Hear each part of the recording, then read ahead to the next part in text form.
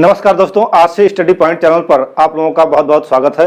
दोस्तों, मैं आज आप लोगों को 1857 के विद्रोह के प्रारंभ के बारे में बताऊंगा कि 1857 का विद्रोह भारत में किस प्रकार से प्रारंभ हुआ। वह कौन सा कारण था जिसके वजह से 1857 का विद्रोह प्रारंभ हुआ। वह कौन सी एक छोटी सी वस्तु थी जिसके वजह से 1857 का विद्रोह पूरे भारत में फैल गया। तो जैसा कि आप देख रहे हैं इस वीडियो में हम आज उसी के बारे में चर्चा करेंगे। तो जैसा कि 1857 का विद्रोह प्रारंभ कब हुआ, इसके पीछे छोटी सी एक कहानी है और कहानी के माध्यम से ही मैं आज आपको यह पाठ समझाऊंगा। उम्मीद है दोस्तों कि आपको यह पाठ बहुत ही आराम से समझ में आ जाएगा। तो चलिए शुरू करते हैं 1857 की क्रांति का प्रारंभ। तो बात है दिसंबर 1856 की। दिसंबर 1856 की। उस समय भारत में ब्रिटिश शासन था। तो अंग्रेजों ने एक निर्णय लिया।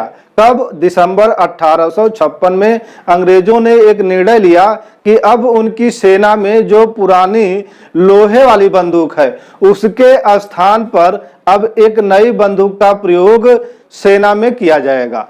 तो जो पुरानी बंदूक थी उसका नाम था ब्राउन बैश। यह लोहे की बंदूक थी।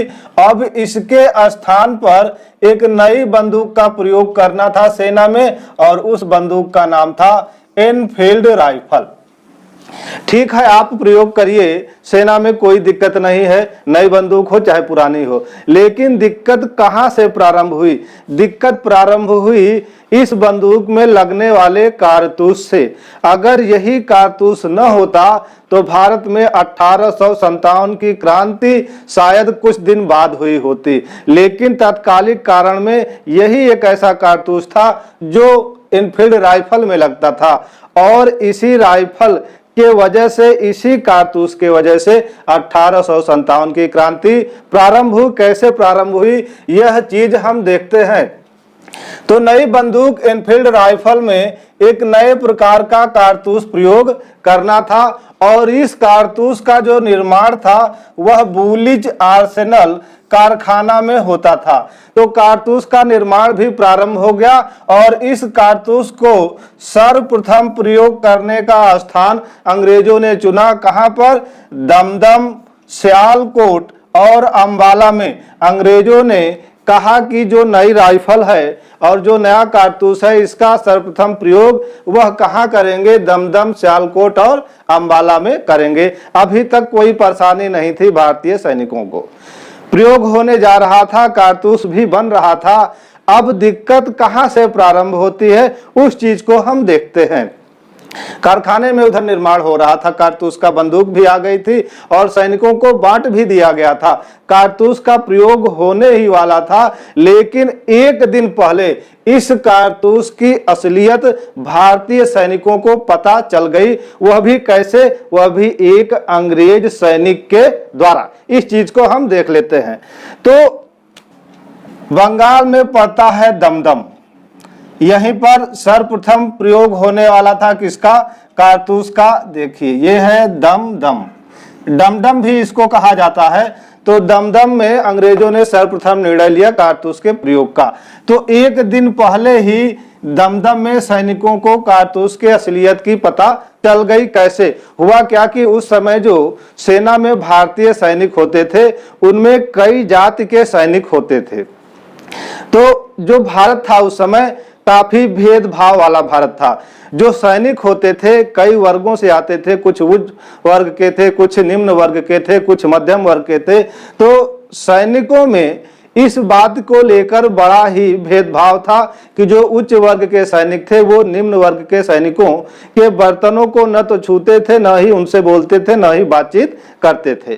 तो यही कारण हुआ दमदम में। दमदम में जो भारतीय सेना थी वहां पर सैनिकों के बीच में बर्तन को लेकर के मनमुटाव होता रहता था। बर्तन का मनमुटाव क्या था कि जो उच्च जाति या निम्न जाति या मध्यम वर्ग के लोग थे सैनिक, वो लोग अपने अपने बर्तन स्वयं रखते थे और उसी बर्तन में खाते थे। कोई एक वर्ग का व्यक्ति दूसरे वर्ग के बर्तन को नहीं छूता था। क्योंकि सैनिक लोग बड़ा ही भेदभाव मानते थे कि अगर हम दूसरे के बर्तन को छू लेंगे तो वह निम्न जाति का है या उच्च जाति का है, तो हमारा धर्म भ्रष्ट हो जाएगा। यह भावना दमदम के सैनिकों में थी। तो वहां का एक अंग्रेज सैनिक था, उसने देखा कि एक दिन पहले, कारतूस के प्रयोग के एक दिन पहले देखा कि भारतीय सैनिक आपस में झगड़ा कर रहे हैं। और किस बात को लेकर के कि एक सैनिक का बर्तन जो है वह निम्न जात के सैनिक से छू गया। तो दोनों में झगड़ा हो रहा था। वह कह रहा था कि तुमने मेरा बर्तन छू लिया, मेरा धर्म भ्रष्ट हो गया। यह बात जब अंग्रेज सैनिक ने देखी तो कहा कि अरे बेवकूफों, आपस में लड़ते हो और बर्तन छूने से कैसे धर्म भ्रष्ट हो जाएगा, मेरी समझ में नहीं आने वाला है। लेकिन जब तुम्हारा धर्म भ्रष्ट ही हो रहा है तो धर्म भ्रष्ट करने का एक कारण कल आने वाला है। देखते हैं कि उसके प्रयोग से तुम्हारा धर्म भ्रष्ट होता है कि नहीं। तब भारतीय सैनिकों ने उससे पूछा कि आप क्या कह रहे हैं। तो अंग्रेज सैनिक ने कहा कि कल दमदम के सैनिकों को एक नई राइफल और एक कारतूस दिया जाएगा, और जो कारतूस उस राइफल में लगेगा उस कारतूस में सुअर और गाय की चर्बी का प्रयोग किया गया है, और कारतूस के ऊपरी खोले पर उसी चर्बी युक्त खोखले को आपको दांत से काटना होगा, तब राइफल में प्रयोग करना होगा। अब यह बात सुना जब दमदम के सैनिकों ने, तो उनको यह लगा कि अंग्रेज वाकई में हमारा धर्म भ्रष्ट करना चाहते हैं। तो यह बात कहां से खुली थी? दमदम से खुली थी। किस चीज को लेकर के कि कारतूस जो है, उस कारतूस में किसका प्रयोग किया गया है? तो गाय और सुअर की चर्बी का प्रयोग किया गया है। सैनिकों ने क्या किया कि अगले दिन जब उनको बंदूक और कारतूस दिया गया तो सैनिकों ने कहा कि दमदम के सैनिकों ने उसका प्रयोग करने से मना कर दिया। और यह घटना कब की है? तो यह जनवरी 1857 की घटना है। याद रखिएगा कि दिसंबर 1856 में निर्णय लिया गया था और जनवरी 1857 में प्रयोग किया गया इसका। कहा? दमदम में सर्वप्रथम। तो जनवरी 1857 में दमदम के सैनिकों ने इसके प्रयोग से इनकार कर दिया, और जब प्रयोग से इनकार कर दिया तो दमदम के जो सैनिक थे, सभी सैनिकों ने तो इनकार नहीं किया, लेकिन कुछ सैनिकों ने इनकार कर दिया, यानी कि क्या किया? विद्रोह कर दिया। और वह विद्रोह ज्यादा बड़ा नहीं था, छोटा मोटा था, उसे दबा दिया गया, विद्रोह को दबा दिया गया। लेकिन दमदम से यह अफवाह निकली और कहां पहुंची? और यह अफवाह उड़ते उड़ते कहां पहुंची? बहरामपुर में पहुंची। बहरामपुर जो उड़ीसा में पड़ता था, बहरामपुर में यह अफवाह पहुंची। और यहाँ के सैनिकों ने भी क्या किया? विद्रोह कर दिया, छोटा मोटा विद्रोह किया, लेकिन इनके विद्रोह को भी दबा दिया गया। किस लिए विद्रोह किया था? कि वह इस कारतूस का प्रयोग नहीं करेंगे। और यह घटना कब की है? तो यह घटना है फरवरी 1857 की। जनवरी में दमदम में और फरवरी में बहरामपुर में यह घटना घटी। दोनों जगह के विद्रोहों को दबा दिया गया। लेकिन यह कारतूस की अफवाह उड़ते उड़ते कहां पहुंची? पश्चिम बंगाल के बैरकपुर, याद रखिएगा, बैरकपुर छावनी में पहुंची। यह अफवाह जब बैरकपुर छावनी, जो कि बंगाल में पड़ता था, वहां पर पहुंची। और बैरकपुर छावनी की घटना क्या है यह हम आपको दिखाते हैं। बैरकपुर छावनी में यह अफवाह फैल गई कि जो कारतूस का प्रयोग हम करने जा रहे हैं उसमें गाय और सुअर की चर्बी का प्रयोग किया गया है। तो बैरकपुर छावनी में उस समय 34वीं BNI अर्थात बंगाल नेटिव इन्फेंट्री रेजिमेंट तैनात थी। बैरकपुर छावनी में उस समय 34वीं BNI अर्थात बंगाल नेटिव इन्फेंट्री रेजिमेंट तैनात थी और इस रेजिमेंट में बहुत सारे भारतीय सैनिक भी थे। तो भारतीय सैनिकों में एक बहुत ही वीर सैनिक था और जिसका नाम था मंगल पांडे। याद रखिएगा, जिसका नाम था मंगल पांडे। और इसी मंगल पांडे ने बैरकपुर छावनी में विद्रोह कर दिया। कैसे विद्रोह किया, इस चीज को हम देख लेते हैं। पहले हम यह जान लेते हैं कि मंगल पांडे का जन्म कहाँ हुआ था। तो मंगल पांडे का जन्म गाजीपुर में हुआ था, लेकिन आधुनिक समय में देखें तो वह गाजीपुर का हिस्सा बलिया में चला गया है। तो इस प्रकार हम कहेंगे मंगल पांडे का जन्म यूपी के बलिया जिले के नगोवा गांव में हुआ था। कहाँ? नगोवा गांव में हुआ था। और कब हुआ था? तो 1827 ईस्वी में मंगल पांडे का जन्म बलिया के नगोवा गांव में हुआ था। इसके बाद मंगल पांडे बंगाल की नेटिव इन्फेंट्री रेजिमेंट जो कि 34वीं थी, इसमें भर्ती हो गए। और मंगल पांडे जात के क्या थे? ब्राह्मण थे। याद रखिए, जात के ब्राह्मण थे। बहुत ही हष्ट पुष्ट शरीर था, बहुत ही बलवान आदमी थे। और जिन्होंने क्या किया, अंग्रेजों से लोहा लिया। कैसे लोहा लिया कि जब अफवाह पहुंची कहाँ? बैरकपुर छावनी में, तो मंगल पांडे ने जब यह सुना तो उनको लगा कि अंग्रेज उनका धर्म भ्रष्ट करना चाहते हैं। और इसलिए घटना है 29 मार्च 1857 की। 29 मार्च 1857 को मंगल पांडे ने क्या किया कि कारतूस के प्रयोग से मना कर दिया। और जब मना कर दिया तो मंगल पांडे की बहस हो जाती है 2 अंग्रेज अधिकारियों से। और वह अंग्रेज अधिकारी कौन थे? सार्जेंट ह्यूरसन और लेफ्टिनेंट बाग। इन दोनों से मंगल पांडे की झड़प हो जाती है। मंगल पांडे इनकार कर देते हैं इस कारतूस के प्रयोग से, कहते हैं हमारा धर्म भ्रष्ट होगा। लेकिन ये दोनों मानते नहीं हैं और मंगल पांडे को पकड़ने का आदेश दे देते हैं। तभी मंगल पांडे इन दोनों सार्जेंट ह्यूरसन और लेफ्टिनेंट बाग पर गोली चला देता है। सार्जेंट ह्यूरसन तो बच जाता है गोली लगने के बावजूद भी, लेकिन लेफ्टिनेंट बाग गोली लगने के बाद क्या हो जाते हैं? मर जाते हैं, इनकी मृत्यु हो जाती है। यह घायल हो गया था सार्जेंट ह्यूरसन। तब इसने आदेश दिया था, बंगाल नेटिव इन्फेंट्री में मंगल पांडे के साथ एक सूबेदार सैनिक था जिसका नाम था ईश्वरी प्रसाद।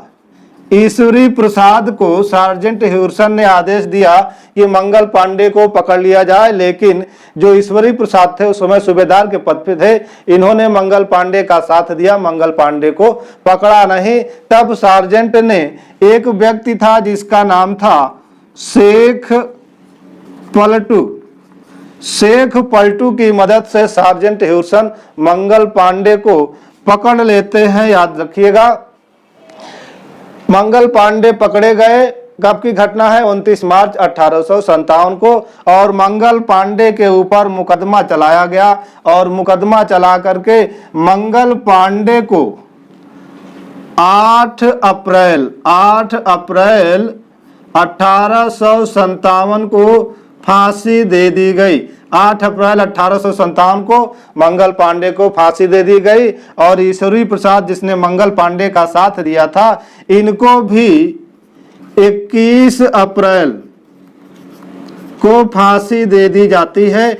और जिस शेख पलटू ने मंगल पांडे को पकड़वाया था, इनका पदोन्नत कर दिया जाता है। लेकिन बाद में शेख पलटू की हत्या कर दी जाती है, क्योंकि मंगल पांडे का समर्थन बहुत लोगों ने किया था। उन्हीं में से किसी एक ने शेख पलटू की हत्या कर दी। इस प्रकार आपने देखा कि मंगल पांडे किस प्रकार से अंग्रेजों का विरोध करते हैं। मंगल पांडे के द्वारा किया गया विरोध कहाँ? बैरकपुर छावनी में। यहाँ से 1857 की क्रांति का बिगुल बजता है। एक चिंगारी निकलती है कहां से? बैरकपुर छावनी से। किसके द्वारा? मंगल पांडे के द्वारा। क्यों? क्योंकि मंगल पांडे ने अंग्रेजों के विरुद्ध खुला विद्रोह कर दिया था। अब यह चिंगारी बैरकपुर छावनी से उड़ते उड़ते देखते हैं कहां पहुंचती है। थोड़ा सा हम मंगल पांडे के बारे में और जान लेते हैं। समय है 1984 का। 1984 में भारत सरकार ने क्या किया कि मंगल पांडे की शहादत में एक डाक टिकट, याद रखिएगा, एक डाक टिकट जारी किया था। कब जारी किया? 1984 में मंगल पांडे की शहादत में डाक टिकट जारी किया था। मंगल पांडे के जो बंगाल इन्फेंट्री नेटिव रेजिमेंट थी उसमें यह पैदल सैनिक थे और इस रेजिमेंट के बहुत सारे सैनिकों ने मंगल पांडे का साथ दिया था। इसलिए अंग्रेजों ने क्या किया कि इस रेजिमेंट को भंग कर दिया। कब? 6 मई को इस रेजिमेंट को भंग कर दिया जाता है, 6 मई 1857 को, और इसके अधिकांश सैनिकों को सजा दे दी जाती है।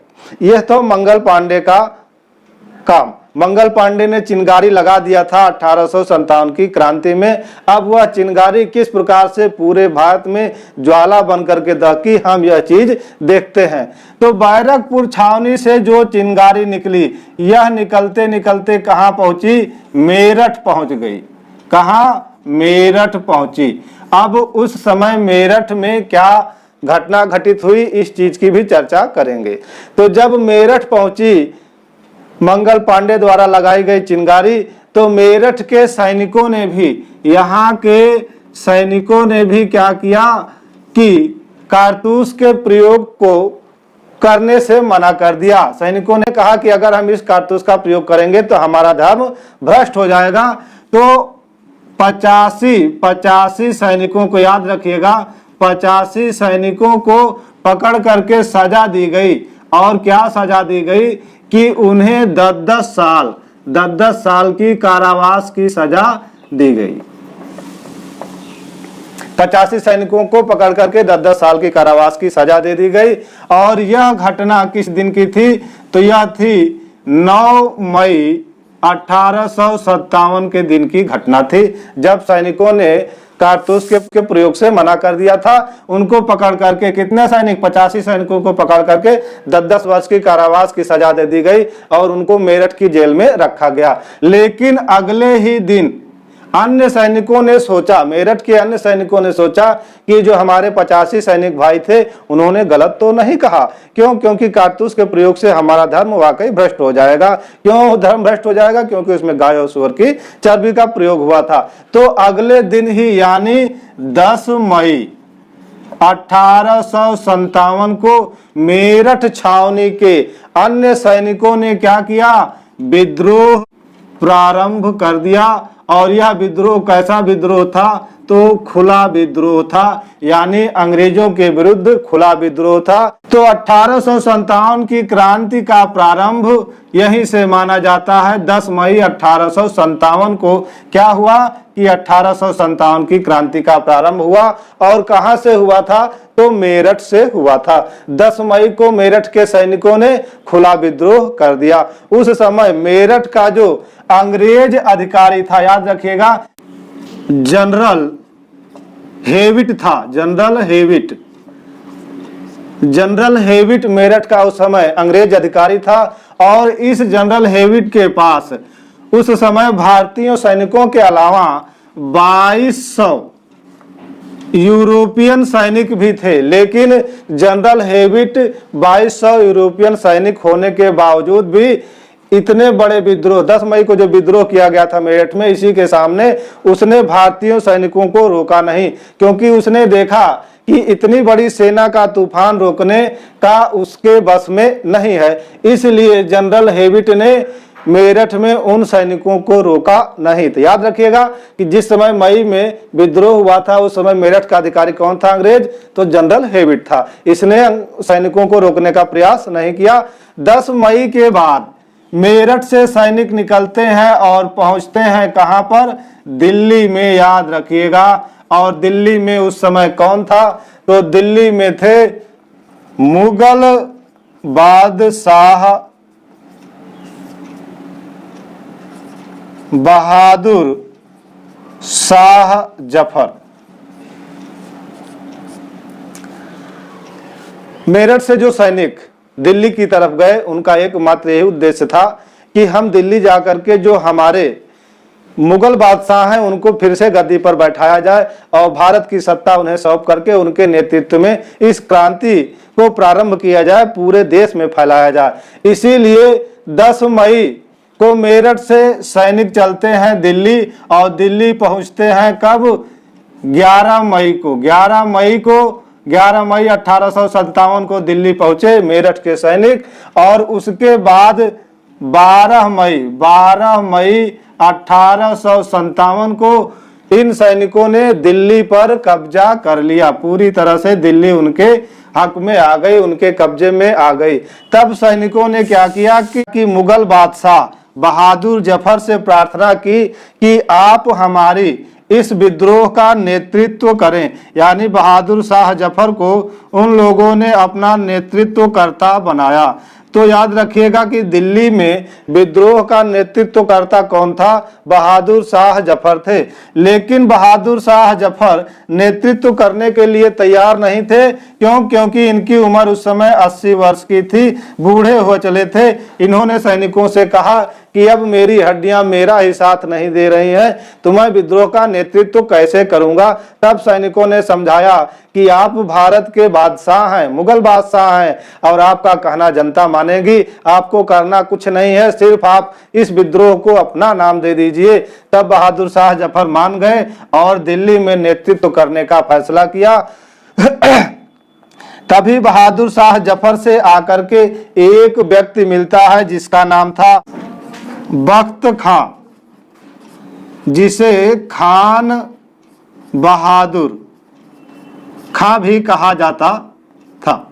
यह जो बख्त खां था यह बरेली से, याद रखिएगा, यह बरेली से, देखिए, यह बरेली से सैनिकों का नेतृत्व करते हुए दिल्ली लेकर के आया था। इसीलिए मुगल बादशाह बहादुर शाह जफर ने बख्त खां को अपना सेनापति बनाया था और उस समय दिल्ली के विद्रोह का जो मुख्य नेतृत्वकर्ता बना। याद रखिएगा, मुख्य नेतृत्वकर्ता कौन था? तो वह था बख्त खां। या पूछा जाए कि 1857 की क्रांति के समय बहादुर शाह जफर का सेनापति कौन था? तो बख्त खां था। कहां से आया था? बरेली से आया था, सेना का नेतृत्व करते हुए। अब सेना भी तैयार थी, बहादुर शाह जफर भी तैयार थे, दिल्ली पर कब्जा हो गया था। अब बहादुर शाह जफर को मुगल बादशाह के रूप में फिर से दिल्ली के लाल किले में बैठा दिया गया और उन्हें बादशाह बना दिया गया। इसके बाद हुआ क्या कि दिल्ली पर किसका कब्जा था? अंग्रेजों का। अंग्रेज चुप बैठने वाले नहीं थे। क्योंकि उस समय दिल्ली का जो गवर्नर जनरल था वह कौन था? वह था कैनिंग। और कैनिंग चुप बैठने वाला नहीं था। इस विद्रोह का वह बदला लेना चाहता था और राजधानी हुआ करती थी, अंग्रेजों की राजधानी उनके हाथ से निकल गई थी। तो कैनिंग सबसे पहले दिल्ली को हथियाना चाहता था। क्योंकि राजधानी थी अंग्रेजों की। इसके लिए कैनिंग ने क्या किया, क्या योजना बनाई? तो कैनिंग ने किया क्या कि पंजाब, कश्मीर और जींद यहां से सेनाएं बुलाई और सेनाएं बुला करके कैनिंग ने 2 सेनापतियों को दिल्ली पर विजय प्राप्त करने के लिए भेजा। और वह सेनापति कौन थे? निकलसन और हडसन। तो दिल्ली पर कब्जे के दौरान निकलसन जो है वह भारतीय सैनिकों द्वारा मारा जाता है, जबकि हडसन दिल्ली पर पुनः कब्जा करने में कामयाब हो जाता है। याद रखिएगा कि 12 मई 1857 को दिल्ली पर भारतीय सैनिकों ने कब्जा किया था। उसके बाद हडसन ने दिल्ली को कब मुक्त कराया? 20 सितंबर 1858 को जाकर के दिल्ली पुनः अंग्रेजों के कब्जे में आ गई।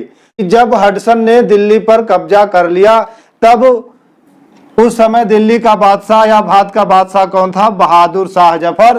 तो अंग्रेजों का कब्जा पुनः हो जाने से बहादुर शाह जफर दिल्ली का लाल किला छोड़ करके कहां भाग गए?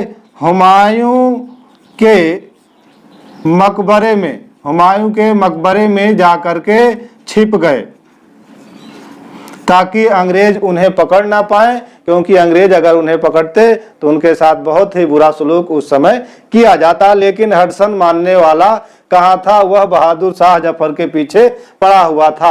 अंत में हुआ क्या कि बहादुर शाह जफर का एक रिश्तेदार था और उस रिश्तेदार का नाम था मिर्जा इलाही। मिर्जा इलाही ने मुखबिरी की कि बहादुर शाह जफर हुमायूं के मकबरे में छिपा हुआ है। तब हडसन हुमायूं के मकबरे से बहादुर शाह जफर को गिरफ्तार करता है। प्रश्न आया हुआ है कि बहादुर शाह जफर को किसने गिरफ्तार किया था? तो हडसन ने गिरफ्तार किया। बहादुर शाह जफर को हडसन ने गिरफ्तार कर लिया और उसके बाद बहादुर शाह के 2 पुत्र थे, याद रखिएगा, 2 पुत्र थे और एक पौत्र था। मिर्जा ख्वाजा सुल्तान और दूसरे पुत्र का नाम था मिर्जा मुगल। इसी प्रकार उसके पौत्र का नाम अबू बकर था। अबू बकर को भी पकड़ लिया गया और दोनों पुत्रों को पकड़ लिया गया। पकड़ने के बाद हडसन ने क्या किया कि बहादुर शाह जफर के दोनों पुत्र मिर्जा ख्वाजा सुल्तान तथा मिर्जा मुगल को गोली मरवा दिया और साथ ही साथ उसके पौत्र अबू बकर को भी गोली से मरवा दिया। यानी कि बहादुर शाह जफर से बदला लेने के लिए हडसन ने ऐसा किया था कि उसके दोनों पुत्रों मिर्जा ख्वाजा सुल्तान और मिर्जा मुगल को तथा एक पौत्र अबू बकर को क्या किया? गोली मरवा दिया था। अब बहादुर शाह चूंकि बूढ़ा हो चुका था, अब बहादुर शाह को हडसन सजा तो दे नहीं सकता था, क्योंकि भारत में विद्रोह चल रहा था और भारत की जनता और भी विरुद्ध हो जाती अंग्रेजों से। तब हडसन ने क्या किया, यानी अंग्रेजों ने क्या किया कि बहादुर शाह जफर को पकड़ करके निर्वासित कर दिया। और कहां निर्वासित किया? तो याद रखिएगा, रंगून में निर्वासित किया। और रंगून कहां पड़ता है? बर्मा में पड़ता है, जो कि आधुनिक काल में बर्मा का नाम म्यांमार है। तो म्यांमार यानी रंगून में बहादुर शाह जफर को निर्वासित कर दिया गया। इनकी बेगम जीनत महल के साथ, इनकी बेगम जीनत महल के साथ इन्हें रंगून निर्वासित कर दिया गया और वहां पर निर्वासित जीवन व्यतीत करते हुए बहादुर शाह जफर की मृत्यु 1862 में हो जाती है। और इन्हीं के नाम पर रंगून में एक बाग है जिसका नाम है बहादुर शाह जफर बाग। अब पूछा जाता है कि बहादुर शाह जफर की कब्र कहाँ है? तो रंगून में है, बर्मा यानी म्यांमार में है। तो यह थी बहादुर शाह जफर की कहानी और अंग्रेजों की कहानी, विद्रोह की कहानी, और वो भी अभी दिल्ली की ही कहानी है। दिल्ली की कहानी के बाद अब दिल्ली से पूरे भारत में किस प्रकार से विद्रोह फैला 1857 का, यह हम अगली वीडियो में देखेंगे। लेकिन एक चीज और रह गई है दोस्तों, कि जब बहादुर शाह को हडसन निर्वासित कर रहा था रंगून के लिए, जहाज पर बैठा रहा था, पानी वाली जहाज पर बैठा रहा था, तब हडसन ने बहादुर शाह जफर से एक वाक्य कहा। और वाक्य क्या था? दमदमे में दम नहीं, खैर मांगो जान की, ऐ जफर अब बुझ चुकी शमशीर हिंदुस्तान की। इस बात को सुनकर के जफर को बड़ा तकलीफ हुआ, लेकिन बहादुर शाह जफर भी कविता लिखते थे। उन्होंने हडसन को तुरंत ही उत्तर दिया। और क्या उत्तर दिया?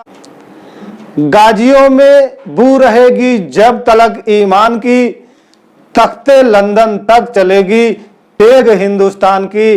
और वाकई में अंत में ऐसा ही हुआ 1947 में कि अंग्रेज भारत छोड़ करके चले गए। कहां? इंग्लैंड वापस चले गए।